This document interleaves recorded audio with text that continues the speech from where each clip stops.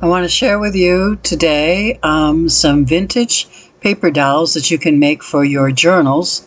I have the graphics in my shop. There's 12 graphics altogether, and very easy. Just cut them out and add lace and paper to them and add them to a journal page.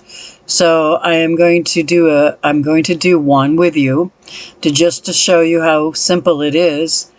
And it's pretty versatile too, because you can add paper, you can do all lace, you can sew it, you can glue it. I glued in here. Oh, and I cut apart the arms. I want you to know that, because we don't, you don't want to cover them up with lace. Those arms are cut apart.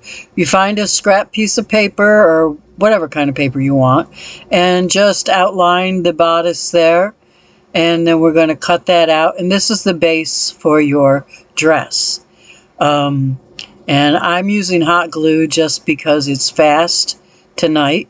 But you could also sew these together. You could sew them. You don't have to glue them. Okay.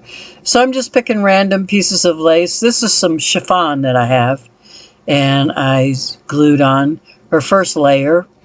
I like it to be a little fluffy, but not too much, because it's going into a journal. And I'm going to be trimming off the pieces by her waist at all times. Okay, so I've got another piece of lace here, and I'm trimming that just to keep it in shape, and I know what it looks like. I could wait till the end, but I like to see my progress. This is a piece of coffee dyed lace that I have, and I'm just going to glue part of it onto her. And sometimes I go all the way down, depending on what look I'm looking for. If I want a real fluffy look, I keep them apart. I don't glue them together. But if I'm putting them on a journal page, I usually want to glue them down so they'll stay down. This is a book page, and I think it's really cool that you can put the book page in with the lace, because everything looks so vintage. And the lace is going to go over it, so it's not going to hurt anything. But peeking out, it looks kind of cool. I'm not going to use that other big lace I put on there, but I was just looking. Here's some more lace that I'm just going to glue on. And some more lace. It can take quite a bit of lace. As long as it's not gathered, you can put pretty much a lot on there. And I added some wedding gown applique flowers, and I inked them with vintage photo ink just to give them that look. And here I want to add a hat, and so I'm playing around with some of this stuff. And this is a piece of an applique that I like, that I think looks good as a hat. So I'm going to glue one side to the back of her head, and then I'm going to turn her over and glue the rest of it down. Always use your spatula too, so you don't burn your hands if you're using hot glue. Okay. And then I think she might need another little decoration. So I'm looking for a little flower. I've actually got one. Coffee dyed. Goes nice. And now I want to cover up the waist with something, because a lot of the ragged edges from the lace is showing. And I have this applique that I've coffee dyed, and I really like it. And I think it looks good. It covers up everything that I have at the top, all the ragged edges. And all I got to do is glue it down. And I think she looks pretty good now.